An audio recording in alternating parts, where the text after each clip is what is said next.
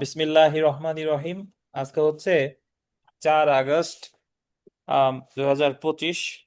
BGS ব্যাচের 19তম class এবং সংবিধানের 19তম ক্লাস। আজকে আমরা সংবিধানের 10ম ভাগ আলোচনা করব। সংবিধানের 11টা ভাগ আছে। এই 11টা ভাগের মধ্যে সবচেয়ে ছোট যে ভাগটা বা সবচেয়ে ছোট যে অধ্যায়টা, সেটা হলো 10ম ভাগ। এখানে মাত্র একটা অনুচ্ছেদই আছে, সেটা হচ্ছে 142 অনুচ্ছেদ। তো সংবিধানের 142 অনুচ্ছেদে বলেছে সংবিধান সংবিধানের বিধান সংশোধনের ক্ষমতা, মানে সংবিধান কিভাবে সংশোধন করতে হয় বা সংশোধনের নিয়মাবলী কি, সেই সম্পর্কে আলোচনা করা হয়েছে 142 অনুচ্ছেদে। তো সংবিধান সংশোধনের অর্থ যদি আমরা আসি, সংবিধান সংশোধন অর্থ হলো এর উন্নয়ন করতে, এটাকে কার্যকর করতে বা অর্থবহ করতে এর পরিবর্তন, সংযোজন, প্রতিস্থাপন বা রহিতকরণকে বোঝায়। মানে কখনো কখনো উন্নয়ন করতে, কখনো কখনো কোনো বিধানকে বাদ দিতে, মোটামুটি সময় উপযোগী করার জন্য কখনো কখনো পরিবর্তন প্রয়োজন হয়, কখনো কখনো সংযোজন প্রয়োজন হয়, কখনো কখনো প্রতিস্থাপন বা রহিতকরণ বোঝায়। তো সংবিধান অর্থ হলো কোনো বিধিবদ্ধ আইনের বিদ্যমান বিধানসমূহ পরিবর্তন করা, এবং আইন তখনই সংশোধন করা হয়েছে বলে গণ্য হবে যখন এটা সম্পূর্ণভাবে বা আংশিকভাবে বহাল রাখা হয়েছে এবং কোনো কিছু যুক্ত রাখা হয়েছে বা পরিবর্তন করা হয়েছে এটাকে অধিকতর সম্পূর্ণ, যথোপযুক্ত বা কার্যকর করার জন্য। তো আমরা চলে আসি যে সংবিধান সংশোধনের যে পদ্ধতি আছে বাংলাদেশ সংবিধানের, সেই পদ্ধতিটা আসলে কি। সংবিধানের 142 অনুচ্ছেদ সংসদকে সংবিধান সংশোধনের ক্ষমতা দেওয়া হয়েছে। এই সংশোধনের জন্য কিছু পদ্ধতি অনুসরণ করা অপরিহার্য। 142 অনুচ্ছেদে বলা হয়েছে, গোল দিবেন, সংসদ আইন দ্বারা এই সংবিধানের কোনো বিধান সংযোজন, পরিবর্তন, প্রতিস্থাপন, রহিতকরণের দ্বারা সংশোধিত হতে পারবে। সংযোজন, পরিবর্তন, প্রতিস্থাপন বা রহিতকরণ হলো সংবিধান সংশোধনের বিভিন্ন পদ্ধতি। তো যাই হোক, এখন পর্যন্ত আমরা আসল জায়গায় আসি নাই। আসল জায়গা হলো সংবিধান সংশোধনের জন্য আনীত প্রত্যেকটি বিলে, এটা গুরুত্বপূর্ণ, আন্ডারলাইন করবেন, প্রত্যেকটি বিলে একটি দীর্ঘ শিরোনাম থাকবে যা স্পষ্টরূপে উল্লেখ করবে সংবিধানের কোন বিধান সংশোধন করা হবে।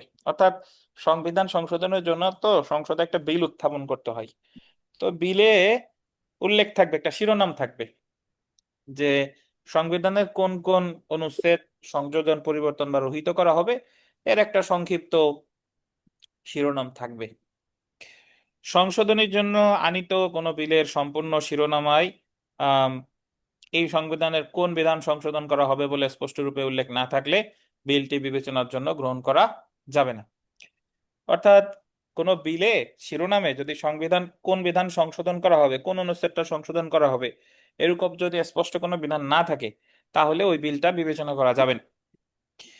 দীর্ঘ শিরোনাম অবশ্যই স্পষ্টরূপে উল্লেখ করবে সংবিধানের কোন বিধান সংশোধন করা হবে, অন্যথায় অন্য সংশোধন এটি বাতিল হবে।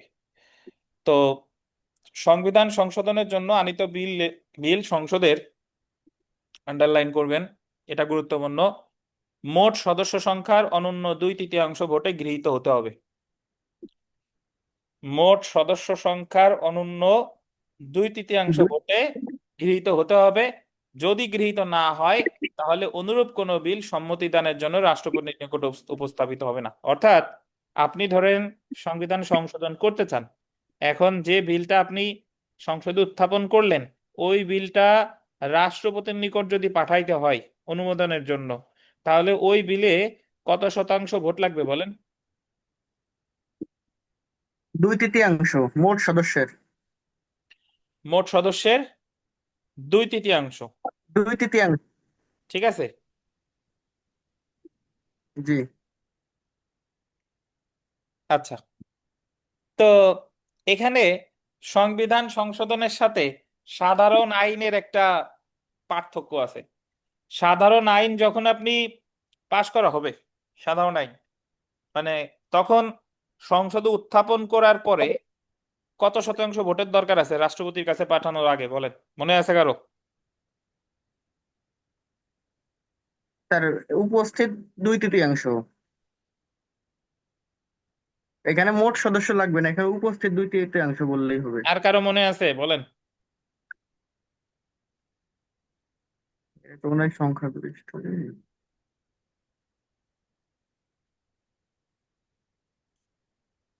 আর সংখ্যাগরিষ্ঠদের ভোটে নাকি সংখ্যাগরিষ্ঠদের ভোটে? ওখানে আপনি বিল উত্থাপনের পরে রাষ্ট্রপতির কাছে পাঠানো হয়, বুঝতে পারছেন? জি। 80 অনুচ্ছেদে বিল উত্থাপনের পরে রাষ্ট্রপতির সম্মতির জন্য পাঠানো হয়। ওখানে সংখ্যাগরিষ্ঠ নিয়েও কোনো কথা নাই। তো মোটামুটি যে জিনিসটা এখানে খেয়াল রাখা দরকার, ওই জায়গায় বিল উত্থাপনের পরে রাষ্ট্রপতির কাছে পাঠানো হয়। আর এখানে বিল উত্থাপনের পরে কত শতাংশ ভোট লাগবে? 2/3। মোট তৃতীয়াংশ। 2/3 ভোট দিলে প্রয়োজনীয় ভোটে সংবিধান সংসদের জন্য আনীত বিল গৃহীত হলে উক্ত বিলটি সম্মতির জন্য রাষ্ট্রপতির নিকট উপস্থাপন করতে হবে। রাষ্ট্রপতি উপস্থাপনের 7 দিনের মধ্যে বিলটি সম্মতি দান করবে, 7 দিনের মধ্যে সম্মতি দিবে। এবং তিনি তা করতে অসমর্থ হলে উক্ত মেয়াদের 7 দিন পর তিনি বিলটি সম্মতি দান করেছে বলে গণ্য হবে। তিনি 7 দিনের মধ্যে সম্মতি দিবে। আর যদি স্বামী 7 দিনের মধ্যে যদি সম্মতি দিতে না পারে, তাহলে কি ধরে নেওয়া হবে বলেন? বিলটিতে সম্মতি দিয়েছেন বলে সম্মতি গণ্য দিয়েছে বলে হবে। গণ্য হবে। আর সাধারণ আইনের ক্ষেত্রে এই বিধানটা ছিল হলো 15 দিন। মনে আছে কিনা? জি। সাদা সাধারণ আইনের ক্ষেত্রে ছিল 15 দিন। আর আর সংবিধান সংশোধনের ক্ষেত্রে 17 দিন। তো আমি একটু আপনাদের ওয়েট, একটু জিজ্ঞাসা একটু দেখাই নিচ্ছি, দাঁড়ান একটু অপেক্ষা করেন।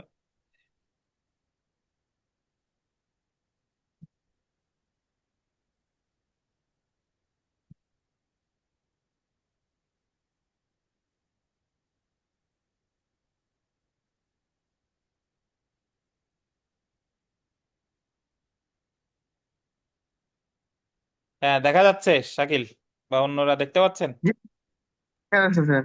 আচ্ছা, এই যে দেখেন এখানে আমরা 80 অনুচ্ছেদ, যে জায়গায় ছিল আইন প্রণয়নের পদ্ধতি, আইন প্রণয়নের উদ্দেশ্যে আনীত প্রত্যেকটি বিল আকারে প্রত্যেকটি প্রস্তাব বিল আকারে উত্থাপিত হবে সংসদ কর্তৃক কোনো বিল গৃহীত হলে। সংসদ যদি ওই বিলটা গ্রহণ করে, তাহলে সম্মতির জন্য রাষ্ট্রপতির নিকট পেশ করতে হবে। তাহলে এখানে কি বলছে যে কোনো বিল গৃহীত হতে হলে কত শতাংশ ভোট দরকার? বলছে? না, বলে নাই। এখানে কিন্তু সংখ্যাগরিষ্ঠের কথাও বলে নাই, আবার 2/3 কথাও বলে নাই। বলে নাই। তাহলে জি স্যার। কোনো বিল যদি গৃহীত হয়, তাহলে রাষ্ট্রপতির সম্মতির জন্য পাঠাবে।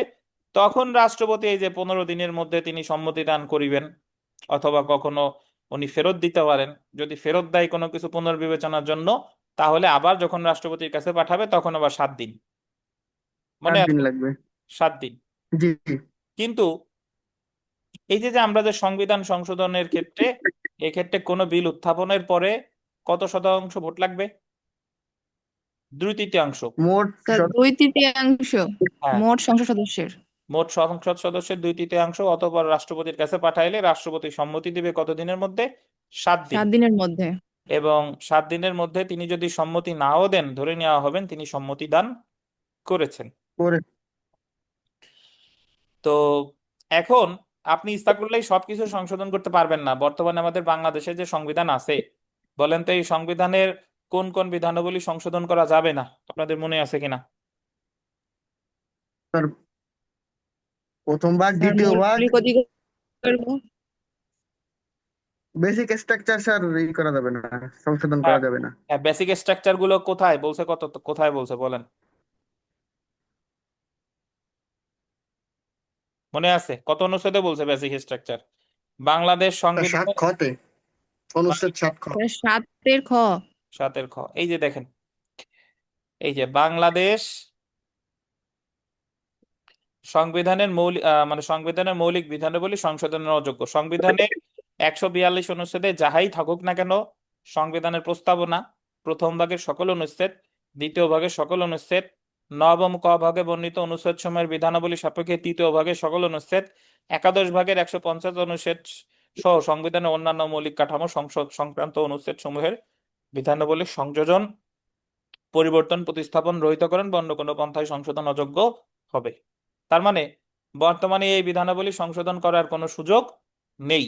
এবং এগুলো এগুলো যদি সংশোধন বর্তমানে করা হয় তাহলে এটা ধরে নেওয়া হবে এটা হচ্ছে বেসিক স্ট্রাকচারের লঙ্ঘন। ঠিক আছে? তো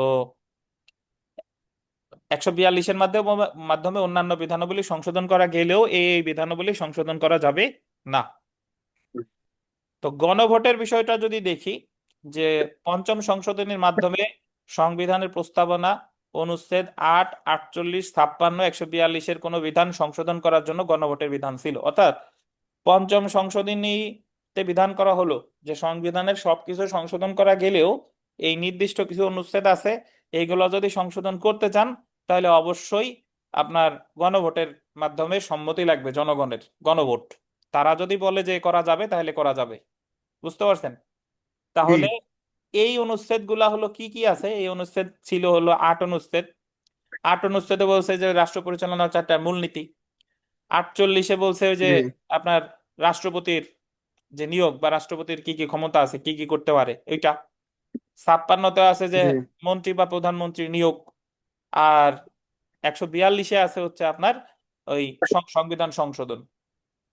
তাহলে পঞ্চম সংশোধনীতে বলেছিল যে এই বিধানাবলী যদি আপনি পরিবর্তন করতে চান তাহলে গণভোট লাগবে। কিন্তু 2011 সালে সংবিধানের পঞ্চদশ সংশোধনীর দ্বারা সংবিধান থেকে গণভোটের বিধান বাতিল করা হয়েছে। তো যদি বর্তমানে পরীক্ষায় প্রশ্ন আসে যে গণভোট সংযুক্ত করা হয় কত সালে? পঞ্চম সংশোধনী এটা হচ্ছিল 1979। 79 সালে। 79। আর আপনার এটা গণভোটের যে বিধান এটা আবার বাতিল করা হয় কততম সংশোধনীতে? পঞ্চদশ সংশোধনী। 15তম 15তম সংশোধনীতে। সংশোধনী, বা যেটা 15তম সংশোধনী আনা হয়েছে 2011 সালে। 2011 সালে। আচ্ছা, তো এই হলো মোটামুটি আমাদের সংবিধান সংশোধন। আমি প্রথমবার যখন ভাইবা দেই তখন আমার প্রশ্ন জিজ্ঞাসা করছিল যে বলেন তো যে সংবিধানে একটা আইন, সাধারণ আইন কিভাবে পাশ হয় আর সংবিধান সংশোধন কিভাবে হয়। তো এই বিষয়ে আপনাদের জানা দরকার, আপনাদেরও পরীক্ষায় জিজ্ঞাসা করতে পারে বা আসতে পারে। তো দেখেন, সংবিধান সংশোধন সমূহ বা সংশোধন সংক্রান্ত মামলা মোট সংশোধনী 17টি। এ যাবৎকালে বাংলাদেশের সংবিধান প্রণয়নের পর থেকে এ যাবৎকালে বাংলাদেশ সংবিধান মোট সংশোধিত হয়েছে কতবার? 17 17। বার। তো আর এক সংশোধনী করা নাড়তেছে, নাকি দরজায় করা নাড়তেছে, আর এক সংশোধনী খুব দ্রুতই হবে। তো সর্বশেষ সংশোধনী হলো সপ্তদশ সংশোধনী, যেটা 29শে জুলাই 2018 সালে করা হয়। তো বলেন তো 29শে জুলাই 2018 সালে সপ্তদশ সংশোধনীর যে মূল বিষয়বস্তু কি ছিল, মনে আছে কারো? আর এই আহ, ইসের মহিলাদের আসন সংখ্যা 45 ইসের 25 বছরের জন্য 2019 সাল থেকে 2025 সাল মানে 25 বছর বৃদ্ধি করা হয় আসন। সংরক্ষিত আসন যে বিধান এটা 25 বছরের জন্য বাড়ানো হয়। জি জি আচ্ছা, তো আমরা বিগত বছরের কিছু প্রশ্ন এখানে আছে, এটা যদি একটু দেখি, যে সংবিধানের কোন অনুচ্ছেদ সংবিধান সংশোধনের বিধান আছে? 142। 120। বাংলাদেশ সংবিধান সংশোধনে মোট সদস্যের কত অংশের সংখ্যাগরিষ্ঠতা প্রয়োজন? 2/3। 2/3। বাংলাদেশের সংবিধান এ পর্যন্ত কতবার সংশোধন করা হয়েছে? প্রশ্ন স্যার, যখন 17 বার। করেছিল তখন হয়েছিল 16 বার, কিন্তু বর্তমানে হয়েছে কতবার? 17 বার। 17 বার। 17। তো এখন এই যে যে আপনার 17টা সংশোধনী এসেছে, এই 17টা সংশোধনী সম্পর্কে আমরা খুব সংক্ষেপে একটু ধারণা লাভ করব, এবং এটা বুঝতে পারবো এগুলা পড়ে যে কোন সংশোধনীর বিষয়বস্তু আসলে কি ছিল। এবং এখান থেকে এটা যদি আপনি ভালোভাবে পড়েন, লিখিত পরীক্ষায় প্রশ্ন আসে যে সংবিধান সংশোধন কিভাবে করা হয়, সংবিধান সংশোধনী কি, আহ দুইটি সংবিধান সংশোধনী সম্পর্কে বিস্তারিত আলোচনা করুন, বা অমুক অমুক সংবিধান সংশোধন সম্পর্কে আলোচনা করুন, বা প্রিলিতে প্রশ্ন আসতে পারে যে অমুক সংবিধান সংশোধনের বিষয়বস্তু কি, এগুলা নিয়ে প্রশ্ন আসতে পারে। তো যাই হোক, প্রথমত আমরা চলে আসি প্রথম সংশোধনী। সংবিধান প্রথম সংশোধনী আইন 1973। সংবিধানের 47 অনুচ্ছেদের 3 উপ অনুচ্ছেদ সংযুক্ত করা হয়, যেখানে বিধান করা হয় গণহত্যাজনিত অপরাধ মানবতা বিরোধী অপরাধ, যুদ্ধ অপরাধ, আন্তর্জাতিক আইনের অধীন অন্যান্য অপরাধের জন্য কোনো সশস্ত্র বাহিনী, প্রতিরক্ষা বাহিনী, সহায়ক বাহিনীর সদস্য, যুদ্ধবন্দীকে আটক, ফৌজদারিতে সোপর্দ কিংবা দণ্ডদান করার বিধান সংবলিত কোনো আইন বা আইনের বিধান সংবিধানের কোনো বিধানের সাথে অসামঞ্জস্য বা তার পরিপন্থী, এই কারণে বাতিল বা বেআইনি বলে গণ্য হবে না। তো তাহলে আহ প্রথম সংশোধনীর বিষয়বস্তু ছিল যুদ্ধ অপরাধ সংক্রান্ত আইন প্রণয়ন করা। তো যেখানে বলা হলো 47-3 সংযোজন করা, যেখানে বিধান করা হলো যে যদি মানবতা বিরোধী অপরাধ, যুদ্ধ অপরাধ এই রিলেটেড কোন আইন তৈরি করা হয় এবং ওই আইন যদি সংবিধানের পরিপন্থীও হয়, তবুও সেটা বাতিল বলে গণ্য হবে না। এছাড়া সংবিধানের 47 ক অনুচ্ছেদ যুক্ত করা হয়। এর মাধ্যমে উপরে উল্লেখিত ব্যক্তিদের ক্ষেত্রে সাংবিধানিক অধিকার, যেটা 31, 35-1, 2, 44 অনুচ্ছেদে নিশ্চয়তা দেওয়া হয়েছে, তা অপ্রযোজ্য করা হয়। 47-1 বলা হয় যে মানবতা বিরোধী অপরাধ, তারপরে যুদ্ধ অপরাধের বিচারের ক্ষেত্রে আহ, আপনার কিছু কিছু মৌলিক অধিকার এগুলা অপ্রযোজ্য করছে। অপ্রযোজ্য করার ভিতরে প্রথমে আছে 31-এ আছে আইনি দৃষ্টিতে সবাই সমান। 35-1 আছে যে ওই যে আপনার বল- আইনজীবীর মাধ্যমে আত্মরক্ষা বা ওই যে আপনার 24 ঘন্টার ভিতরে জানানো নাকি। আর 2-এ আছে, 35-2 আছে রেস জুডিকাটা, মনে আছে। জি। আর 44-এ আছে হলো মৌলিক অধিকার বলবৎকরণ বলবৎকরণ। তো তাহলে মোটামুটি এই আহ, প্রথম সংবিধান সংশোধন যেটা, এটা তাহলে করা হয় কত সালে? 1973 সালে। আর এই প্রথম সংবিধান সংশোধনের মূল বিষয়বস্তু ছিল হচ্ছে আপনার সরি, আমি আপনাদের এখানে একটু ভুল বলছি। সেটা হলো 35-1 যেটা ছিল, এটা হলো এক্সপোস্ট ফ্যাক্টো ল। এক্সপোস্ট ফ্যাক্টো ল মানে হলো যে যখন অপরাধ ঘটছে ওই মুহূর্তে যদি কোনো আইন না থাকে, পরবর্তীতে আইন তৈরি করে ওই অপরাধের বিচার করা যাবে না। তো 35-1 এটাই বলা আছে এক্সপোস্ট ফ্যাক্টো ল। বাট 35-1 যে বিধান বললো যে এটা 47-3 ক্ষেত্রে প্রযোজ্য হবে না। আর বাদ বাকি ঠিক আছে, সমস্যা নাই। তো তাহলে যদি বলে যে প্রথম সংশোধনীর বিষয়বস্তু কি বলেন তো?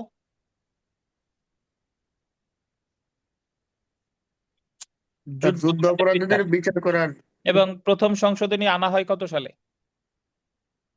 উনিশশো 1973 1973 সালে। সালে। তেহাত্তর সালে। তো আমরা বিগত বছরের প্রশ্নটা যদি পড়ি, যে সংবিধানের প্রথম সংশোধনীর উদ্দেশ্য কি ছিল? যুদ্ধ অপরাধীদের বিচার সংক্রান্ত আইনগত জটিলতা নিরসন। আহ এখানে আরেকটা প্রশ্ন 13 বিজিএস পরীক্ষায় এসেছিল। এই যে দেখেন, যে বাংলাদেশ সংবিধানের প্রথম সংশোধনী আনায়ন হয় কোন সালে? কোন সালে? 1973 73 সালে। সালে। 1973 সালে। তো আমরা চলে আসি দ্বিতীয় সংশোধনী, সংবিধান সংশোধনী আইন 1973। দ্বিতীয় সংশোধনীও আনা হয় 1973। তাহলে আপনি মনে রাখবেন, প্রথম সংশোধনীও 73, দ্বিতীয় সংশোধনীও 73। 73। এবং সংবিধানের 9 ক ভাগ সংযোজিত করা হয়। 9 কতে আসলে জরুরি বিভাগ, জরুরি অবস্থা।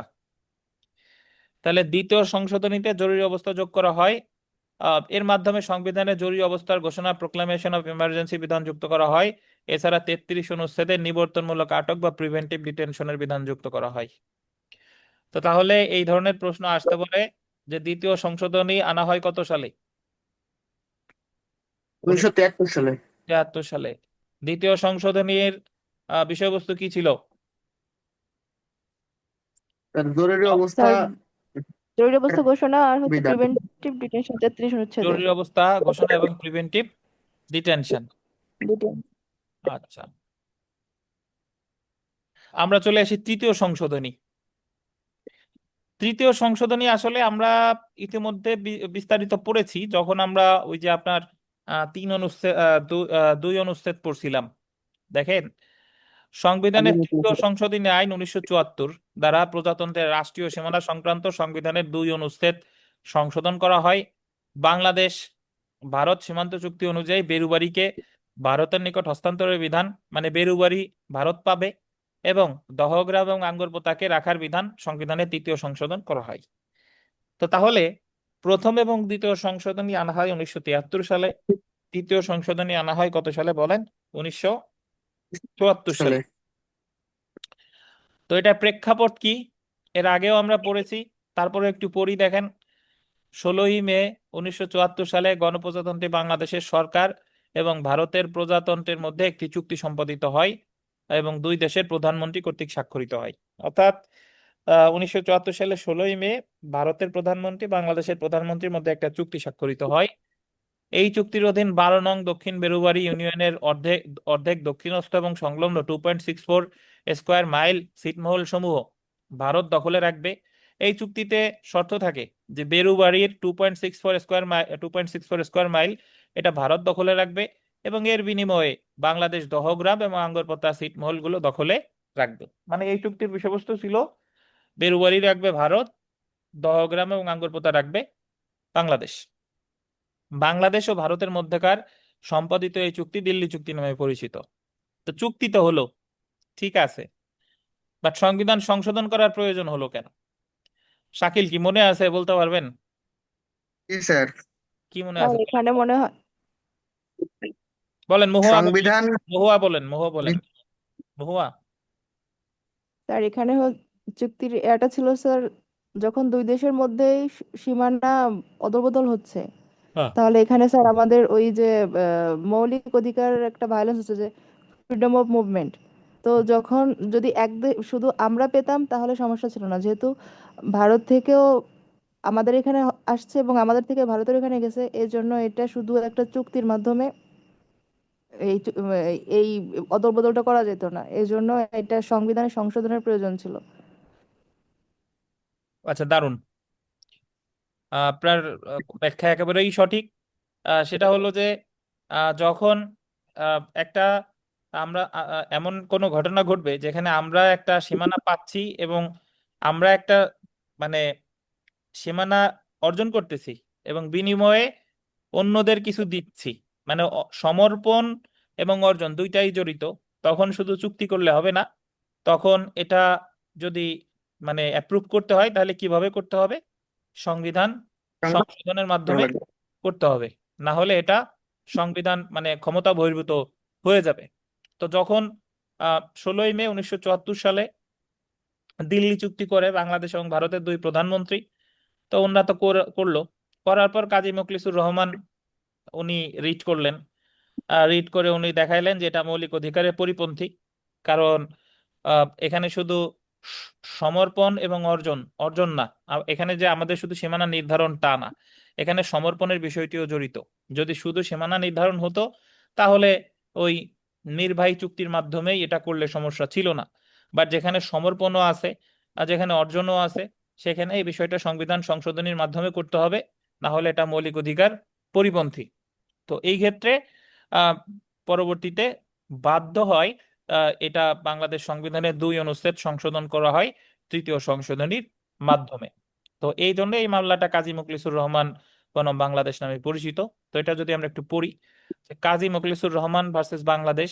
বাংলাদেশ এবং ভারতের মধ্যকার সম্পাদিত এই চুক্তিতে বাংলাদেশের সীমানার পরিত্যাগ বিষয়টি অন্তর্ভুক্ত আছে এবং কোনো প্রকার আইনগত কর্তৃত্ব ব্যতিরেকে করা হয়েছে এবং এর কোনো আইনগত কার্যকারিতা নেই বলে ঘোষণার জন্য সংবিধানের 2-এর সরেয়া অনুচ্ছেদের অধীন রিট দায়ের করে। বলেন তো 2-এর 102-এর সরেয়াতে কোন রিট আছে? মনে আছে কিনা আর আপনাদের? এটা হচ্ছে habeas corpus। না না, মিস। Not habeas corpus. কার মনে আছে বলেন? Writ of certiorari. আরে রিট অফ টার্সিয়ারি। সার্টিওরারি, মানে যখন উৎপ্রেষণ, কোনো ঘটনা মানে কোনো পদক্ষেপ অলরেডি গ্রহণ করা হয়েছে, হয়েছে। যেটা হচ্ছে আইন বহির্ভূত। তো রিট দায়ের করে যা আপিল বিভাগে কাজী মোখলেসুর রহমান ভার্সেস বাংলাদেশ নামে নিবন্ধিত হয়। এই মামলায় আন্তর্জাতিক চুক্তি সম্পর্কে গুরুত্বপূর্ণ সাংবিধানিক প্রশ্ন দেখা দেয়, যে সংবিধান সংশোধন না করে শুধুমাত্র প্রধানমন্ত্রী একপাক্ষিকভাবে দেশের সীমানা নির্ধারণ করতে পারে কিনা। আপিল বিভাগ মত প্রকাশ করে যে যদিও সংবিধানের 55(2) অনুচ্ছেদ অনুযায়ী চুক্তি সম্পাদন নির্বাহী ক্ষমতার অংশ, কিন্তু যে ক্ষেত্রে রাষ্ট্রের সীমানা নির্ধারণ, এই যে দেখেন, রাষ্ট্রের সীমানা নির্ধারণ এবং রাষ্ট্রীয় সীমানা পরিত্যাগ বা সমর্পণ বিষয় জড়িত, মানে সীমানা নির্ধারণ প্লাস সমর্পণ দুইটাই জড়িত, সেই সকল চুক্তি শুধুমাত্র সংসদের সম্মতি সহকারে প্রয়োজনীয় আইন প্রণয়ন করে বাস্তবায়ন করা সম্ভব। সংবিধানের 143-2 অনুচ্ছেদের অধীন সংসদ সময়ে সময়ে আইনের দ্বারা বাংলাদেশের রাষ্ট্রীয় সীমানা ও বাংলাদেশের রাষ্ট্রীয় জলসীমা ও মহিষপণের সীমা নির্ধারণ বিধান করতে পারে। সুতরাং 143-2 অনুচ্ছেদের অধীন সীমানা নির্ধারণ করা যেতে পারে সাধারণ আইন প্রণয়নের মাধ্যমে, এবং সীমানা পরিত্যাগের, এই যে এটা দেখেন, সীমানা পরিত্যাগের বা সমর্পণ করার ক্ষেত্রে বা সংবিধানের 142 অনুচ্ছেদের অবলম্বনে 2 ক অনুচ্ছেদ সংশোধন করার মাধ্যমে সীমানা পরিত্যাগ ও সমর্পণ করা যেতে পারে। তখন আপিল বিভাগে প্রশ্ন করা, তখন আপিল বিভাগে 2 ক আর কি, তখন আপিল বিভাগে প্রশ্ন দেখা দেয় যে দিল্লি চুক্তিতে কি বাংলাদেশ এবং ভারতের মধ্যে সীমানা নির্ধারণ বিষয়ে জড়িত, যা সংবিধানের 143-2 অনুচ্ছেদের অধীন শুধুমাত্র একটি সাধারণ আইন পেশের মাধ্যমে বাস্তবায়ন করা যেতে পারে, নাকি দিল্লি চুক্তিতে বাংলাদেশ কর্তৃক ভারতের নিকট সীমানা পরিত্যাগের বা সমর্পণ বিষয়ে জড়িত। তো আপিল বিভাগ মত প্রকাশ করে যে দিল্লি চুক্তিতে বাংলাদেশ কর্তৃক সীমানা পরিত্যাগের বা সমর্পণের, যেরকম বেরুবাড়িকে সমর্পণ করতেছে, বিষয় জড়িত, এবং এই কারণে উক্ত দিল্লি চুক্তি সংবিধানের 142 অনুচ্ছেদের অবলম্বনে 2 ক অনুচ্ছেদ সংশোধনের মাধ্যমে বাস্তবায়ন করা যেতে পারে। তো আপিল বিভাগ বলতেছে যে এই জায়গায় তো যদি শুধু সীমানা নির্ধারণ হতো তাহলে সাধারণ আইন দিয়েই হতো, কিন্তু এখানে শুধু সীমানা নির্ধারণ না, বরং এ জায়গায় সীমানা সমর্পণও জড়িত। রাষ্ট্রীয় সীমানা পরিত্যাগ অর্থ হলো রাষ্ট্র কর্তৃক তার কোনো সীমানা বা জমি অন্য রাষ্ট্রকে সমর্পণ করা, যেমন দিল্লি চুক্তি অনুযায়ী বাংলাদেশ কর্তৃক ভারতকে বেরুবাড়ি ইউনিয়ন সমর্পণ করা। বেরুবাড়িতে বাংলাদেশের দাবি পরিত্যাগ করে এবং দহগ্রাম রেখে দিয়ে যখন বাংলাদেশ ভারতের সাথে কোনো চুক্তিতে উপনীত হয়েছে, আপিল বিভাগ কাজী মুখলিসুর রহমান ভার্সেস বাংলাদেশ মামলায় সিদ্ধান্ত প্রদান করে যে এমন চুক্তিতে রাষ্ট্রীয় সীমানা পরিত্যাগ বা সমর্পণ জড়িত আছে যা সংবিধান সংশোধন ব্যতীত বাস্তবায়ন করা যায় না। এই রায়ের ফলে উক্ত চুক্তি কার্যকর করতে 1974 সালে সংবিধান 3য় সংশোধন পাশ করা হয়। 3য় সংশোধনের মাধ্যমে প্রজাতন্ত্রের রাষ্ট্রীয় সীমানা সংক্রান্ত সংবিধানের অনুচ্ছেদ 2 পরিবর্তন করা হয়। তো এজন্য সুতরাং কাজী মুখলিসুর ভার্সেস বাংলাদেশ মামলায় আলোকে বাংলাদেশ এবং ভারতের মধ্যে সীমানা সংক্রান্ত চুক্তি বা দিল্লি চুক্তি বাস্তবায়ন করতে 1974 সালের 28শে নভেম্বর সংবিধানের 3য় সংশোধনের মাধ্যমে সংবিধানের 2 নং অনুচ্ছেদ সংশোধন করা হয়। এই মামলায় বেরুবাড়ি কেস, এই মামলাটি বেরুবাড়ি কেস বা 3য় সংশোধনী মামলা নামে পরিচিত। তো যদি আপনাদের কাজী মুখলেসুর রহমান ভার্সেস বাংলাদেশ বা 3য় সংশোধনী নিয়ে নিয়ে যাই আসুক না কেন, আশা করি আপনারা বিস্তারিত ব্যাখ্যা দিতে পারবেন যে কেন এটা সংশোধনী আনা লাগলো। তো তাহলে প্রথম এবং দ্বিতীয় সংশোধনী আনা হয় 1973 সালে। সালে, তৃতীয় সংশোধনী আনা হয় 1974, 1974। নাকি? জি স্যার। আচ্ছা, তো এখন আমরা চলে আসি বিগত বছরের। এখানে একটা প্রশ্ন আছে যে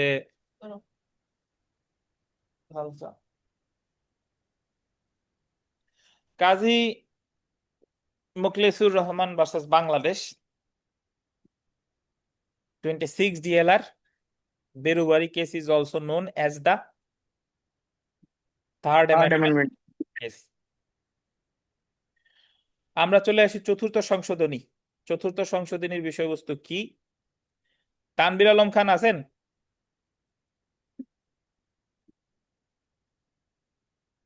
তানভীর আলম খান ঘুম নাকি? হ্যালো,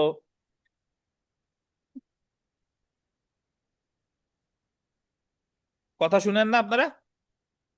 জি স্যার, জি শুনতেছি। স্যার। তানভীর আলম খান তো সাড়া দেয় না।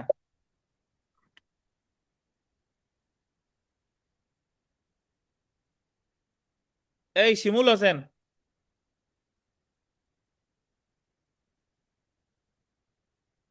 শিমুল সাহেব, ফেরদাউস ভাই। শিমুল সাহেব। আচ্ছা, শাকিল নরমালি চতুর্থ অনুচ্ছেদ চতুর্থ সংশোধনী সম্পর্কে কি জানেন বলেন? এটা পড়ার আগে এমনিতে কি জানেন?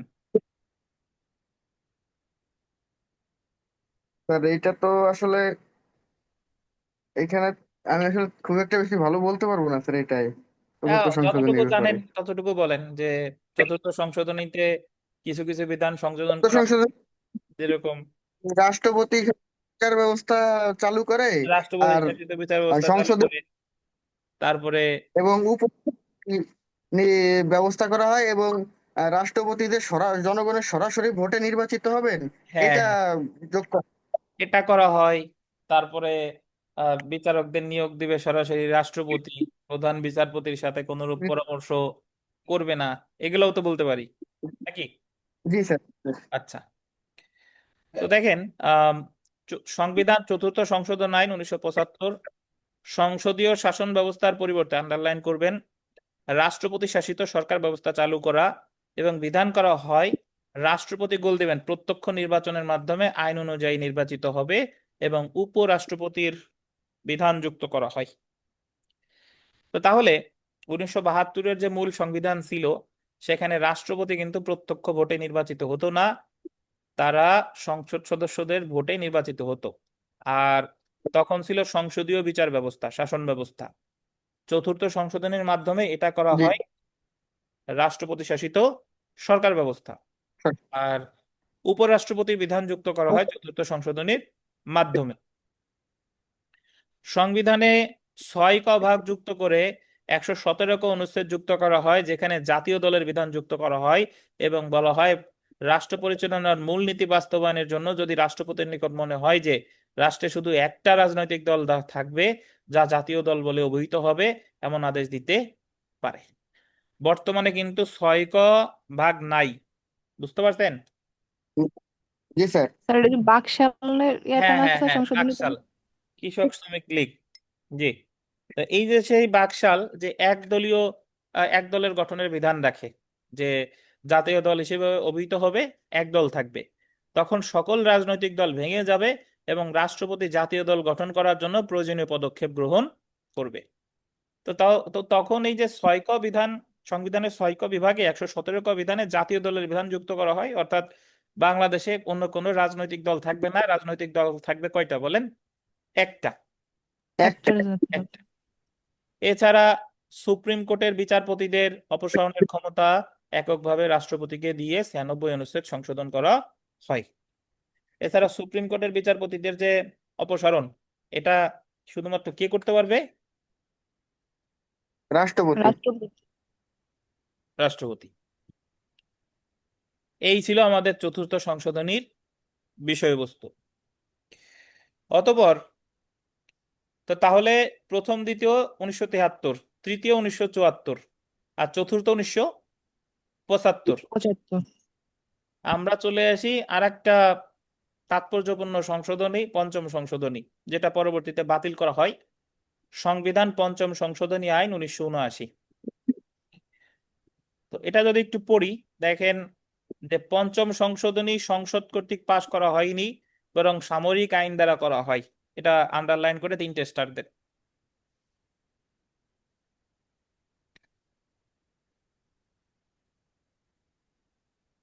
প্রথম, দ্বিতীয়, তৃতীয়, চতুর্থ সংশোধনী এটা পাশ করে কে বলেন? সংসদ। সংসদ। কিন্তু এই যে যে পঞ্চম সংশোধনী, এটা পাশ করা হয় সামরিক আইন দ্বারা। এই কারণে এই পঞ্চম সংশোধনীর বলা হয় ফার্স্ট ডিস্টরশন অফ কনস্টিটিউশন। আচ্ছা, এটা পরে আসতেছি। এই সংশোধনীর মাধ্যমে 1975 সালের 15 আগস্টের সামরিক অভ্যুত্থানের পর থেকে 1979 সালের 9 এপ্রিল পর্যন্ত সামরিক সরকারের যাবতীয় কর্মকাণ্ডের বৈধতা দেওয়া হয়। দেখছেন, জি 1975 সালের 15 আগস্ট বঙ্গবন্ধু শেখ মুজিবুর রহমানের সপরিবারে কি করা হয়? হত্যা করা হয়। করা এবং হয়। জি স্যার। তখন থেকে 1979 সালের 9 এপ্রিল পর্যন্ত সামরিক সরকারের যে যাবতীয় কর্মকাণ্ড, এই সব কিছু বৈধতা দেওয়া হয় কত সংশোধনীর মাধ্যমে? পঞ্চম স্যার সংশোধনী। পঞ্চম সংশোধনের মাধ্যমে। ধরেন বর্তমানে আমাদের সংবিধান এখনো সংশোধিত হয় নাই, বর্তমানে 4 ক অনুচ্ছেদ অনুসারে বঙ্গবন্ধুর জাতিপিতার প্রতিকৃতি সকল সরকারি অফিসে থাকা বাধ্যতামূলক, এবং বা সংবিধান অনুসারে বঙ্গবন্ধু শেখ মুজিবুর রহমান এখনো বাংলাদেশের মানে স্থপতি বা স্বাধীন বাংলাদেশের জাতির পিতা বা স্থপতি বলা যায়। কিন্তু আপনি বঙ্গবন্ধুর ছবি ভাঙতেছেন, তারে নিয়ে আজে বাজে কথা বলতেছেন, অনেক কিছু বলতেছেন, তাহলে এটা বর্তমানে সংবিধান পরিপন্থী। বাট কিছুদিন পরে যে সংশোধনীটা আসবে, সেখানে এরকম একটা বিধান থাকবে যে অমুক সালের এত তারিখ থেকে অমুক সালের এত তারিখ পর্যন্ত যা যা করা হয়েছে সবকিছু কি বলেন? বৈধ। বৈধ। বুঝতে পারছেন? আচ্ছা, তো এখানে উল্লেখ থাকে যে 1978 সালে দ্বিতীয় ঘোষণা বলে বাঙালি জাতীয়তাবাদের পরিবর্তে বাংলাদেশী জাতীয়তাবাদ প্রবর্তিত হয়। এটা খেয়াল করেন, আগে ছিল জি। বাঙালি জাতীয়তাবাদ, তো বাংলাদেশী জাতীয়তাবাদ করা হয় পঞ্চম সংশোধনীর মাধ্যমে। সংশোধনের মাধ্যমে। অতঃপর 1978 সালে দ্বিতীয় ঘোষণাপত্রে আদেশ নম্বর 4-এর দ্বিতীয় তফসিল বলে বাংলাদেশ সংবিধানের শুরুতে বিসমিল্লাহির রহমানির রহিম সন্নিবেশিত হয়। অর্থাৎ যদি পরীক্ষায় প্রশ্ন আসে যে সংবিধানের শুরুতে বিসমিল্লাহির রহমানির রহিম, এটা কত সংশোধনীর মাধ্যমে সংযোজন করা হয়? কত? পঞ্চম সংসদ। স্যার এটা পঞ্চম সংশোধনীর মাধ্যমে পঞ্চম সংযোজন করা সংশোধনী। হয়। সুপ্রিম জুডিশিয়াল কাউন্সিলের বিধান রেখে সংবিধানের 96 অনুচ্ছেদ সন্নিবেশিত করা হয়। তাহলে বাঙালির পরিবর্তে বাংলাদেশি, বিসমিল্লাহির রহমানির রহিম এবং সুপ্রিম জুডিশিয়াল কাউন্সিল সবকিছু কত কত সংশোধনী? পঞ্চম। পঞ্চম সংশোধনী। সংবিধানের অষ্টম অনুচ্ছেদে রাষ্ট্র পরিচালনার 4টি মূলনীতিতে পরিবর্তন আনা হয়। ধর্মনিরপেক্ষতার পরিবর্তে সর্বশক্তিমান আল্লাহর উপর পূর্ণ আস্থা ও বিশ্বাস রাষ্ট্র পরিচালনার মূলনীতি হিসেবে সংযুক্ত করা হয়। এটাও পরীক্ষায় আসতে পারে যে ধর্মনিরপেক্ষতার পরিবর্তে সর্বশক্তিমান আল্লাহর উপর পূর্ণ আস্থা ও বিশ্বাস, এটা কত সংশোধনীতে? পঞ্চম। পঞ্চম পঞ্চম সংশোধনী। পঞ্চম। তো সংবিধানের 12 অনুচ্ছেদ বিলুপ্ত করে ধর্মনিরপেক্ষতার বিধান বাতিল করা হয়। তো এইগুলা ছিল মোটামুটি পঞ্চম সংশোধনী বিষয়বস্তু। বাট এখন যেটা পড়বো সেটা একটু বেশ তাৎপর্যপূর্ণ। দেখেন যে Khondaker Delwar versus Italian marble works 62 DLR AD 2010 মামলায় 2005 সালের 29শে আগস্ট হাইকোর্ট বিভাগ এবং 2010 সালের 1 ফেব্রুয়ারি সুপ্রিম কোর্টের আপিল বিভাগ পঞ্চম সংশোধনী বাতিল করে রায় প্রদান করে। ভাই একটা জিনিস দেখেন, আমি আপনাদের একটু উদাহরণ দেই। বাংলাদেশের যে বিচার বিভাগ স্বাধীন হয়েছে কবে বলেন? স্যার 2009 সালে এমনি না, হয়েছিল। বিচার বিভাগ দুই স্বাধীন হাজার কবে হয়েছে? সাতে স্যার শাকিল, 9 স্যার পাস হয়, এমনি 7 রিসার্চ সালে বলা 7 হয়, সালে। আলাদা হয়। বিচার বিভাগ স্বাধীন হয়েছে 2007 7 সালে। সালে। 7। বাট বিচার বিভাগ স্বাধীন হওয়ার পরে এরকম একটা রায় বিচার বিভাগ দিতে পারে নাই। বিচার বিভাগ স্বাধীন হওয়ার পরে যা করছে, এই যে দেখেন 2000 পঞ্চম সংশোধনী পাশ করে কে বলেন তো? তখন ক্ষমতায় কে ছিল? পঞ্চম সংসদে জিয়াউর রহমান। পঞ্চম সংশোধনী পাশ করে জিয়াউর রহমান। আর এই পঞ্চম সংশোধনী বাতিল করে এই খন্দকার দেলোয়ার হোসেন ভাই ইটালিয়ান মার্বেল মামলায় 2005 সালের 29শে আগস্ট হাইকোর্ট বিভাগ বাতিল করে। তো তখন ক্ষমতায় কারা ছিল বলেন? স্যার ওই যে বিএনপি ছিল। তাহলে বিএনপি থাকা অবস্থায় জিয়াউর রহমানের সংশোধনী বাতিল করা, এটা করা কি সাহসিকতার ব্যাপার কিনা বলেন? জি স্যার, অবশ্যই সাহসিকতার ব্যাপার। কিন্তু বর্তমানে বাংলাদেশে ভবিষ্যতে যে সরকার ক্ষমতায় থাকবে সেই সরকারের বিরুদ্ধে বিচারপতিরা কোনোদিনে আর কোনো রায় দিবে না। বুঝতে পারছেন? জি। কারণ আমাদের আর সেই সৎ সাহস আর নাই। তো যাই হোক, তখন এই রায়টা দেয় 2005 সালের 29শে আগস্ট, বাট 2010 সালের 1 ফেব্রুয়ারি সুপ্রিম কোর্টের আপিল বিভাগ পঞ্চম সংশোধনী বাতিল করে রায় প্রদান করে। মানে 2005 সালে তো রায় দিছিল, তো রায়ের বিরুদ্ধে আপিল করছিল কত সালে? মানে আপিল বিভাগে আপিল করলে আপিল বিভাগ চূড়ান্ত রায় দিছে কত সালে? 2010 সালে। সালে। তো Khondaker Delwar versus Italian marble works আর Italian marble works versus Bangladesh, এখানে পঞ্চম সংশোধনী বাতিলের মামলা নামে পরিচিত। পঞ্চম সংশোধনী মামলায় সুপ্রিম কোর্ট পঞ্চম সংশোধনী বাতিল করলে এই সংশোধনীর মাধ্যমে সংশোধিত কতিপয় বিধানকে মার্জনা করে। মানে বাতিল করছে, বাট কিছু কিছু বিধান বাতিল করে নাই। তার মধ্যে একটি হলো 96 অনুচ্ছেদের 2, 3, 4, 5, 6 এবং 7। এটা ছিল সুপ্রিম জুডিশিয়াল কাউন্সিল।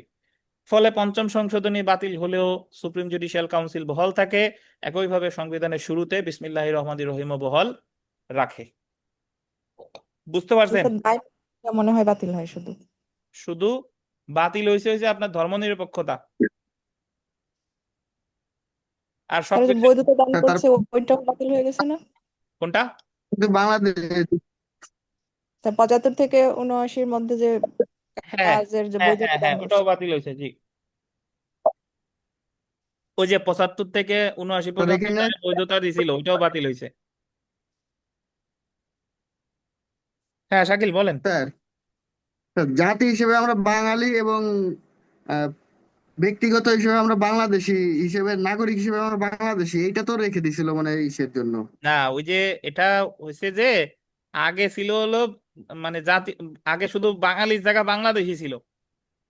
আর পঞ্চদশ সংশোধনী 15তম সংশোধনীতে করা হলো যে জাতি হিসেবে বাঙালি আর নাগরিক হিসেবে বাংলাদেশি। জি। বুঝতে পারছেন? জি স্যার। মানে বাঙালি শব্দটা থাকলো, বাংলাদেশিও থাকলো। তো এখানে স্যার একটা, 50 বছর থেকে গেল একটা। হ্যাঁ হ্যাঁ, তো এখানে একটা বিষয় দেখেন যে এখানে মনে রাখতে হবে যে জাজেস অফ দিস কেস আর, তো এই যে যে পঞ্চম সংশোধনী মামলা, এই পঞ্চম সংশোধনীর মামলা যখন অ্যাপিলেট ডিভিশনে ছিল, কারা কারা বিচারপতি ছিল? Tafazzal Hossain, MD Tafazzal Islam chief justice, Fazlul Karim justice, Abdul Matin justice, M Hossain justice, S K Sinha justice. তাহলে এই জায়গায় তৎকালীন সময়ে চিফ জাস্টিস কে ছিলেন বলেন? তোফাজ্জল ইসলাম। তফাজ্জল ইসলাম। ফজলুল ইসলাম। তাহলে প্রথম সংশোধনী 73, দ্বিতীয় সংশোধনী 73, তৃতীয় সংশোধনী 74, এবং তৃতীয় সংশোধনীর নাম সাদেক মুখলিসুর রহমান ভার্সেস বাংলাদেশ। চতুর্থ জি। সংশোধনী 75, 75। পঞ্চম সংশোধনী 79, এবং পঞ্চম জি। সংশোধনী মামলার নাম হচ্ছে খন্দকার দেলোয়ার হোসেন বা Italian marble works versus Bangladesh.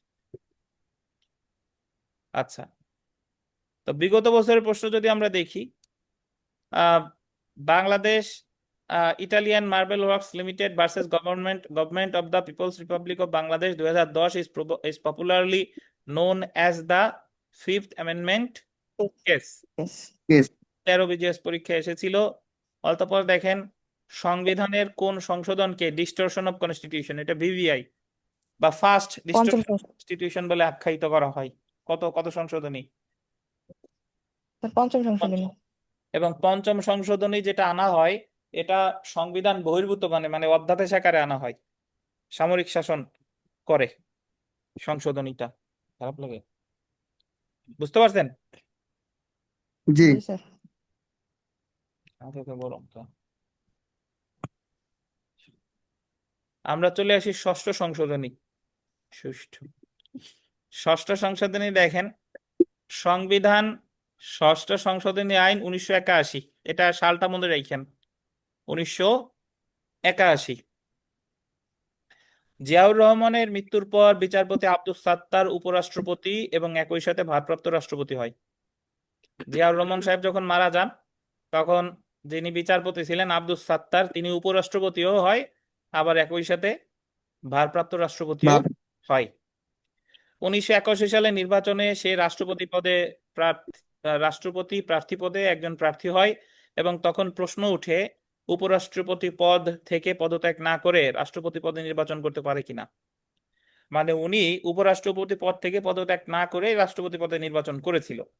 সন্দেহ দূর করার জন্য বিধান করা হয় যে যদি কোনো উপরাষ্ট্রপতি রাষ্ট্রপতি হিসেবে মনোনীত হয়, যেদিন সে রাষ্ট্রপতি হিসেবে দায়িত্ব গ্রহণ করবে সেদিন তার পদ শূন্য হয়েছে বলে গণ্য হবে। এই কারণে সংবিধানের 51 অনুচ্ছেদ সংশোধন করা হয়। তো ষষ্ঠ সংশোধনী এতটা গুরুত্বপূর্ণ না। ষষ্ঠ সংশোধনীর যে মূল বিষয়বস্তু সেটা ছিল যে তৎকালীন যিনি উপরাষ্ট্রপতি ছিলেন, তিনি উপরাষ্ট্রপতি পদ থেকে পদত্যাগ না করে রাষ্ট্রপতি নির্বাচন করেন। তখন যখন প্রশ্ন উঠে, তখন তিনি এটাকে পরিষ্কার করে দেন যে উপরাষ্ট্রপতি পদ থেকে থাকা অবস্থায় কেউ রাষ্ট্রপতি পদে নির্বাচন করতে পারে, বা যদি সে রাষ্ট্রপতি নির্বাচিত হয় তখন তার উপরাষ্ট্রপতি পদটা অটোমেটিক্যালি কি হয়ে যাবে? শূন্য হয়ে যাবে। ধন্যবাদ। আচ্ছা, এরপরে আমরা চলে আসি সপ্তম সংশোধনী। এরশাদ সাহেবের আমলে আমরা প্রবেশ করলাম। সপ্তম সংশোধনী আইন 1986। 86 সালে কি হয় বলেন? 86 সালে কে বিশ্বকাপ জিতে? আর 83 সালে আর্জেন্টিনা বিশ্বকাপ জেতে। 83 সাল হলো ম্যারাডোনার বছর। জি। আচ্ছা, যাই হোক, দেখেন, আহ 1982 সালের 24শে মার্চের পর থেকে 1986 সালের 9 নভেম্বর পর্যন্ত সামরিক শাসনের অধীনে যে সমস্ত আদেশ জারি করা হয় তা বৈধ করার জন্য, মানে অনেকটা পঞ্চম সংশোধনীর মতো। পঞ্চম সংশোধনী বৈধ করেছিল 75-এর 15ই আগস্ট থেকে 1979 সালের কর্মকাণ্ড, আর সপ্তম সংশোধনীতে বৈধ করলো 82 সালের 24শে মার্চ থেকে 86 সালের 9 নভেম্বর পর্যন্ত। তো 1982 সালের 24শে মার্চের ফরমান দ্বারা লেফটেন্যান্ট জেনারেল হুসেন মোহাম্মদ এরশাদ ঘোষণা করেন যে তিনি প্রধান তিনি প্রধান সামরিক আইন প্রশাসক। তিনি বললেন যে তিনি প্রধান সামরিক আইন প্রশাসক হিসেবে দায়িত্ব গ্রহণ করেছে, এবং তিনি যে কোনো সময় যে কোনো ব্যক্তিকে দেশের রাষ্ট্রপতি মনোনীত করতে পারে। মানে তিনি এমন একটা পদ সৃষ্টি করলেন যেটা রাষ্ট্রপতিরও উপরে। বুঝতে পারছেন? জি। যেটার নাম হচ্ছে যে তিনি প্রধান সামরিক আইন প্রশাসক। এই ফরমান বলে তিনি বাংলাদেশের সংবিধান তাৎক্ষণিকভাবে স্থগিত করেন, মানে সামরিক আইন দ্বারা তিনি বাংলাদেশের সংবিধানে স্থগিত করছে। অথচ সংবিধান হচ্ছে রাষ্ট্রের কি আইন? সর্বোচ্চ আইন। আইন। সর্বোচ্চ আইন স্যার। কিন্তু উনি, এরশাদ সাহেব, সংবিধানকে সংশোধন করলেন সামরিক আইন দ্বারা, এবং তিনি ঘোষণা করে যে তার কর্তৃক তৈরিকৃত এই ফরমান, মার্শাল আইন, রেগুলেশন, আদেশ এবং অন্যান্য আদেশসমূহ তাদের বিদ্যমানকালীন সময় পর্যন্ত বাংলাদেশের সর্বোচ্চ আইন হবে। তিনি বলতেছে যে তিনি যখন সামরিক প্রধান সামরিক আইন প্রশাসক হিসেবে দায়িত্ব পালন করবেন, তখন সামরিক ফরমান, মার্শাল আইন, এটাই হবে বাংলাদেশের সর্বোচ্চ আইন।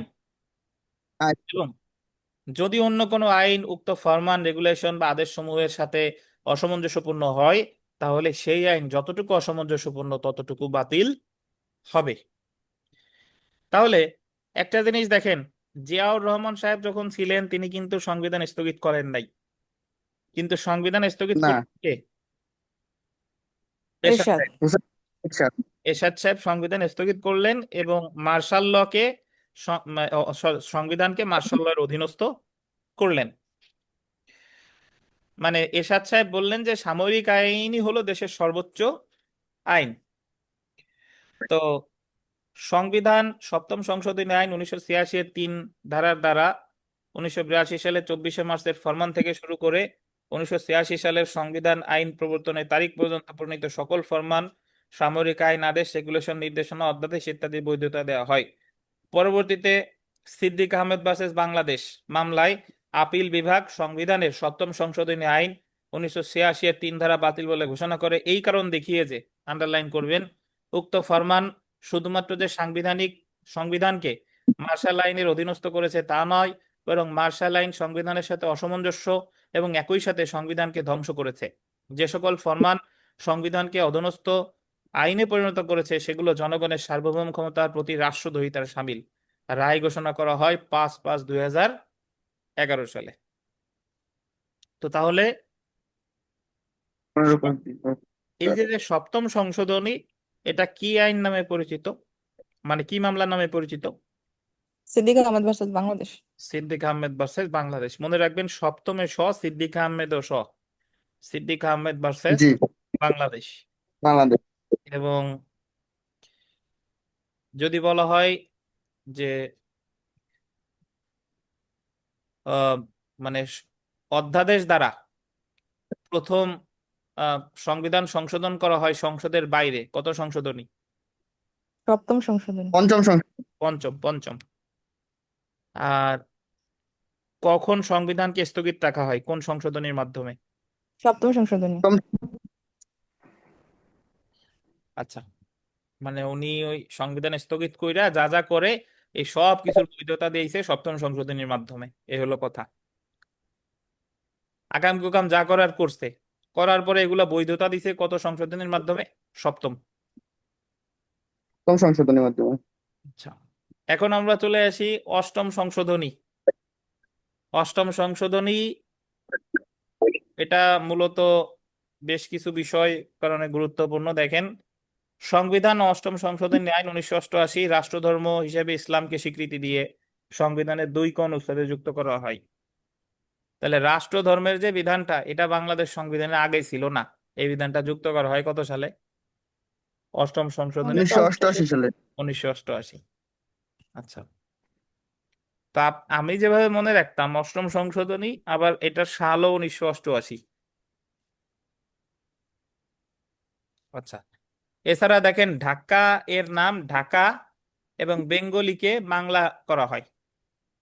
তাহলে ঢাকা এর নাম ঢাকা, বেঙ্গলিকে বাংলা এবং রাষ্ট্রধর্ম, এই সব কিছু যোগ করা হয় কত সংশোধনীতে? অষ্টম। এই সংশোধনীর অন্য একটি সংশোধনী। গুরুত্বপূর্ণ দিক হলো সংবিধানের 100 অনুচ্ছেদের সংশোধন। 100 অনুচ্ছেদের সংশোধন সুপ্রিম কোর্টে আসন করা হয়। এর মাধ্যমে রাজধানী ঢাকার বাইরে কুমিল্লা, চট্টগ্রাম, বরিশাল, রংপুর, সিলেট হাইকোর্ট বিভাগের একটি করে স্থায়ী বেঞ্চ স্থাপন করা হয়। এসব জায়গায় অ্যাকচুয়ালি এই জায়গায় 6টা লেখে নাই, কুমিল্লা কুচবরং যশী আপনাদের শিখাইছিলাম, কুমিল্লা, চট্টগ্রাম, বরিশাল, রংপুর, রং। যশোর, সিলেট, এই 6 জায়গায় জি। স্থায়ী বেঞ্চ স্থাপন করা হয়। পরবর্তীতে supreme court Anwar Hossain Chowdhury versus Bangladesh মামলায় সংবিধানের 100 অনুচ্ছেদের সংশোধনী সংবিধানের মৌল কাঠামো ধ্বংস করে বলে সংশোধনীটা অবৈধ বলে রায় দেয়। এই মামলায় সর্বপ্রথম মৌল কাঠামো মতবাদটি আলোচনায় আসে। আন্ডারলাইন করেন, যদি পরীক্ষায় প্রশ্ন আসে যে বাংলাদেশ সংবিধানের মানে কোন মামলায় সর্বপ্রথম বেসিক স্ট্রাকচার নীতিটি প্রতিফলিত হয় বা আলোচনায় আসে? বাংলাদেশে হচ্ছে হলো আনোয়ার হোসেন চৌধুরী ভার্সেস বাংলাদেশ। আনোয়ার হোসেন চৌধুরী ভার্সেস বাংলাদেশ। তাহলে প্রথম সংশোধনী যুদ্ধ অপরাধ 1973, দ্বিতীয় সংশোধনী জরুরি অবস্থা প্রিভেন্টিভ ডিটেনশন 1973, জি। তৃতীয় সংশোধনী ওই যে বেড়ুবাড়ি কেস। বেরোবারি কেস 1974, চতুর্থ সংশোধনী 1975 জাতীয় দল, একদম সত্তর। জাতীয় দল। পঞ্চম সংশোধনী 1979 উনআশি। Supreme judicial council Ziaur Rahman. ওই 75 থেকে 79 কর্মকাণ্ডের বৈধতা দেওয়া, তারপর সর্বশক্তিমান আল্লাহর উপরে আস্থা ও বিশ্বাস এবং বিসমিল্লাহির রহমানির রহিম যুক্ত করা। ষষ্ঠ জি। সংশোধনী 1981 উপরাষ্ট্রপতি রাষ্ট্রপতি নির্বাচন রিলেটেড। সপ্তম সংশোধনী 1986 সংবিধানকে স্থগিত করা হয় জি। এবং মার্শাল ল এর অধীনস্থ করা হয় সপ্তম সংশোধনীর মাধ্যমে। আর অষ্টম সংশোধনী 1988, যেখানে ঢাকাকে 87। ঢাকা, বেঙ্গলিকে বাংলা এবং সুপ্রিম কোর্টের 6 জায়গায় স্থায়ী আসন বসানো হয় এবং রাষ্ট্রধর্ম যুক্ত করা হয়। এবং অষ্টম সংশোধনী মামলা আনোয়ার হোসেন চৌধুরী ভার্সেস বাংলাদেশ নামে পরিচিত। তো এরপরে দেখেন নবম সংশোধনী। নবম সংশোধনী আপনি নবম দিয়ে মনে রাখবেন 1989, রাষ্ট্রপতি নির্বাচনের সাথে উপরাষ্ট্রপতি নির্বাচন অনুষ্ঠান করা। রাষ্ট্রপতি নির্বাচনের সাথে উপরাষ্ট্রপতি নির্বাচন অনুষ্ঠান করা। অতঃপর দেখেন দশম সংশোধনী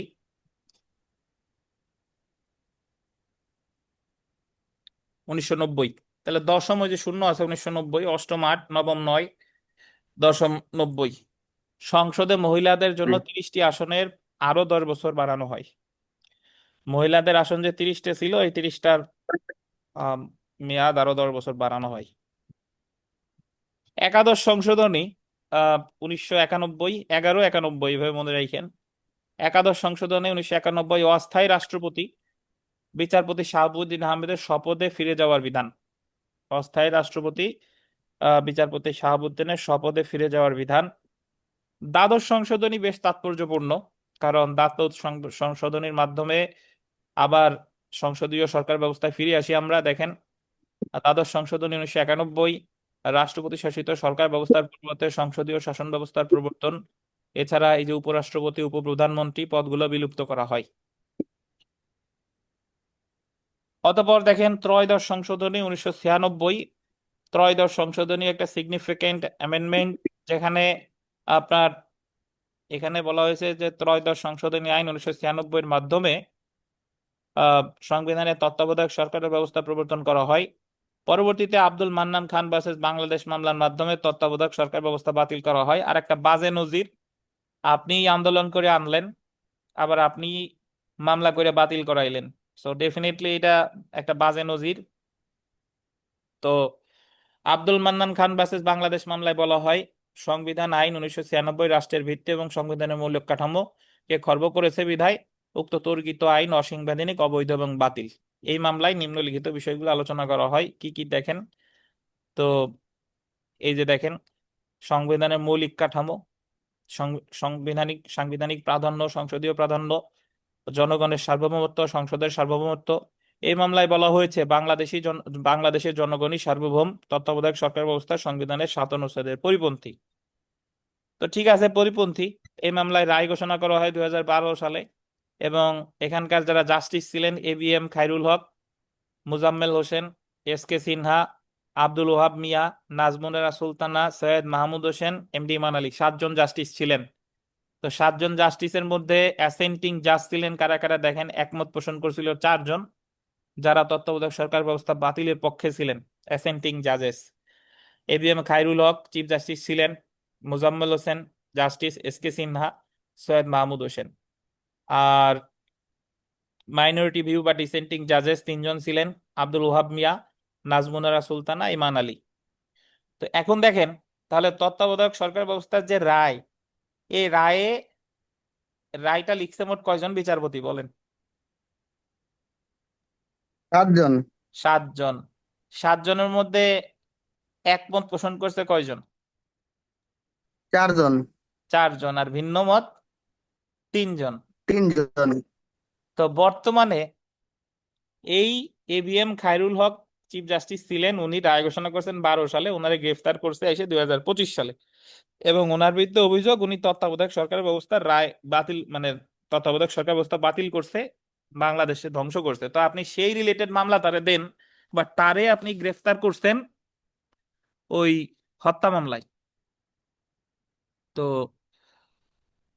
মেইন কথা হলো যে, সে যদি খারাপ করে থাকে, ধরেন খারাপ করছে, তাহলে তার বিচারটা আপনি ঠিকঠাক ভাবে করেন। সে খারাপ করছে, তার বিরুদ্ধে যদি আপনি মিথ্যা মামলা আনেন, তাহলে সেও মিথ্যা, আপনিও মিথ্যা। দুইজনের মানে, তো তাহলে মিথ্যাকে আপনি মিথ্যা দিয়ে বিচার করতে পারেন না, তাহলে আপনার আর তার মধ্যে কোনো পার্থক্য নাই, বরং আপনি তার চেয়ে আরো বেশি খারাপ।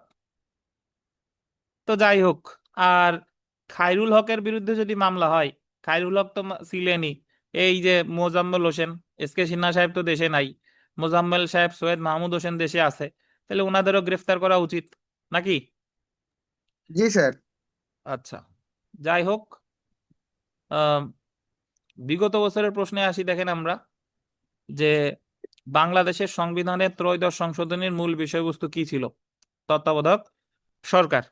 তাহলে সরকার। আমাদের মনে রাখতে হবে যে তত্ত্বাবধায়ক সরকার ব্যবস্থা আহ প্রবর্তন করা হয় ত্রয়োদশ সংশোধনীর মাধ্যমে, আর ত্রয়োদশ সংশোধনীর বাতিল করা হয় কোন মামলার মাধ্যমে? আব্দুল মান্নান খান ভার্সেস বাংলাদেশ। আব্দুল মান্নান খান ভার্সেস বাংলাদেশ। আমরা চলে আসি চতুর্থদশ সংশোধনী। সংবিধান চতুর্দশ সংশোধনী 2004, 45টি সংরক্ষিত মহিলা আসন 10 বছরের জন্য সংরক্ষণ করা হয়। সুপ্রিম কোর্টের প্রধান বিচারপতিদের বয়স, আন্ডারলাইন করেন, 65 থেকে 67 করা হয়। সুপ্রিম কোর্টের প্রধান বিচারপতির মেয়াদ, এখানে আরেকটা বিষয় দেখেন, আগে তত্ত্বাবধায়ক সরকার ব্যবস্থা যখন প্রবর্তন করা হলো, তখন নিয়ম করা হলো যে প্রধান বিচারপতি হবেন তত্ত্বাবধায়ক সরকার ব্যবস্থার প্রধান। এখন বিএনপি করলো কি, 2004 সালে সংবিধান সংশোধন করলো, এবং তখন যিনি চিফ জাস্টিস ছিলেন তারে তত্ত্বাবধায়ক সরকারের প্রধান করার জন্য তার বয়স 2 বছর, মানে প্রধান বিচারপতির বয়স 2 বছর বাড়ানো হলো, জাস্টিসের মেয়াদ 2 বছর বাড়ানো হইলো, যাতে সেই তত্ত্বাবধায়ক ব্যবস্থার প্রধান হয়। তাহলে যে কাজ ABM খায়রুল হক বাতিল করে করছে, সেই কাজটা টেকনিক্যালি বিএনপিও করছে, জি। যদিও শেষ পর্যন্ত বিএনপি সফল হইতে পারে নাই, পরে 1-11 হইলো, ফখরুদ্দিন মঈনুদ্দিন আসলো, 8 সালে আওয়ামী লীগ আবার ক্ষমতায় আসলো। তো আসলে আমাদের বাংলাদেশে যেই চুরিচামারি কইরা জনগণকে ঠকাইতে গেছে, সে আওয়ামী লীগ হোক আর বিএনপি হোক, তারা কিন্তু একটা সময় গিয়ে ধরা খাইছে। খাইছে। আর বর্তমানে যে ভাইরা আছেন, ওনারা যদি চুরিচামারি করে কিছু করেন, তাহলে ওনারা, ইতিহাসের বড় শিক্ষা হলো ইতিহাস থেকে কেউ শিক্ষা নেয় না, তা ওনারাও কিন্তু আজ হোক কাল হোক ধরা কিন্তু খেতে হবে। হবে। আচ্ছা, যদি তারা অন্যায় কিছু করে থাকে। জি।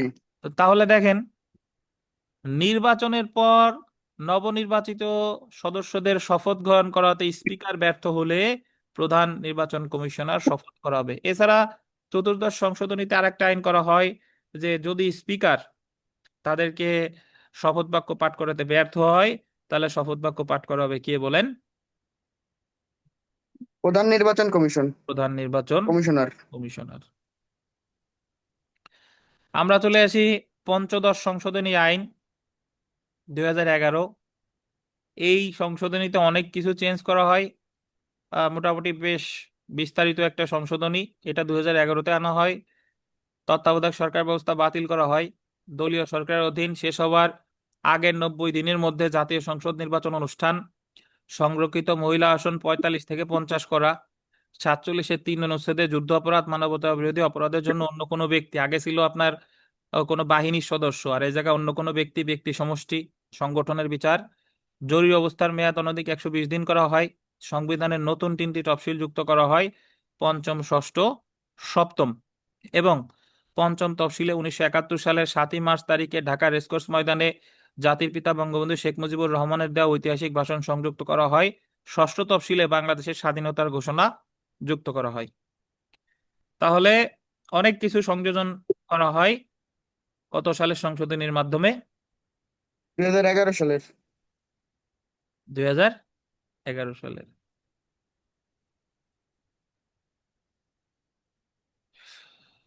আমরা চলে আসি ষোড়শ সংশোধনী।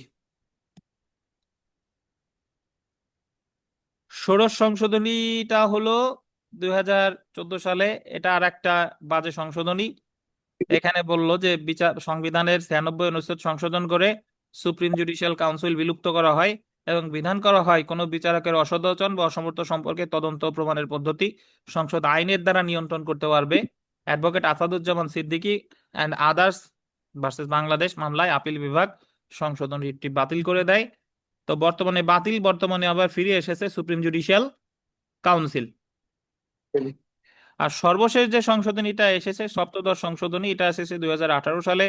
সংবিধান সপ্তদশ সংশোধনী আইন 2018 বলে গণপ্রজাতন্ত্রী বাংলাদেশ সংবিধানের 65 অনুচ্ছেদ সংশোধন করে, এটা আন্ডারলাইন করেন, 65 অনুচ্ছেদ সংশোধন করে সংরক্ষিত নারী আসনের মেয়াদ 25 বছর বাড়ানো হয়েছে। নারীদের জন্য সংরক্ষিত 50টি আসনের 10 বছরের মেয়াদ 2019 সালে 24শে জানুয়ারি শেষ হবে। সপ্তদশ সংশোধনীর মাধ্যমে নারীদের জন্য সংরক্ষিত আসনের মেয়াদ 25 বছর বাড়ানো হয়েছে। অর্থাৎ 11তম সংসদের প্রথম বৈঠকের তারিখ হতে পরবর্তী 25 বছর পর্যন্ত নারীদের সংরক্ষিত আসনের মেয়াদ থাকবে কত বছর? 25 বছর। 25। তাহলে মোটামুটি আমরা সবগুলা সংশোধনী সম্পর্কেই হালকা ধারণা নিলাম। প্রথম সংশোধনী, দ্বিতীয় সংশোধনী 1973, তৃতীয় সংশোধনী 74, চতুর্থ সংশোধনী 75, পঞ্চম সংশোধনী 79, ষষ্ঠ সংশোধনী আপনার 81, সপ্তম 80 সালে। সংশোধনী 86, অষ্টম 80। সংশোধনী 88, নবম সংশোধনী 89, দশম সংশোধনী 90, একাদশ সংশোধনী 91, বা দ্বাদশ সংশোধনী 91, ত্রয়োদশ সংশোধনী 96, চতুর্দশ সংশোধনী 2004, পঞ্চদশ 4। সংশোধনী 2011, 11। ষোড়শ সংশোধনী 2014, সপ্তদশ সংশোধনী 2018। 2018। এবং প্রতিটা সংশোধনীর বিষয়বস্তু আলাদা আলাদা। মোটামুটি আমরা আলোচনা করেছি। এখানে যে প্রশ্ন আছে এগুলা কষ্ট করে পড়ে ফেলবেন। আমাদের আগামীকাল ক্লাস আছে। আগামীকাল বিকালের ক্লাসটা না হওয়ার সম্ভাবনা বেশি। আমি আগামীকাল একটু আমার মাকে নিয়ে খুলনা যেতে হবে। তো আমি আপনাদের জানিয়ে দিব, যদি হয় জানিয়ে দেবো। আপাতত ধরে রাখবেন আগামীকাল বিকালের ক্লাসটা হচ্ছে না। তো এই আর কি, আগামী পরশুদিন আবার যথারীতি ক্লাস হবে ইনশাল্লাহ। তো আজকে যদি কোনো প্রশ্ন থাকে জিজ্ঞাসা করেন। আর যেদিন আমাদের ফিজিক্যালি ক্লাস হবে, বা ফিজিক্যালি হোক বা না হোক, আগামী পরশুদিন রাতের বেলা আপনাদের পরীক্ষা অনুষ্ঠিত হবে ইনশাল্লাহ। এবং পরীক্ষার বিষয়বস্তু হচ্ছে 1 থেকে 47 ক অনুচ্ছেদ। তো আজকে এই পর্যন্তই। যদি কোনো প্রশ্ন থাকে জিজ্ঞাসা করেন, নতুবা আজকে এই পর্যন্তই। না স্যার, প্রশ্ন নাই। আপনাদের কোনো প্রশ্ন আছে কারো? না স্যার। তানভীর আলম খান তো কথা বললোই না, উনি বোধহয় ঘুমায় গেছে।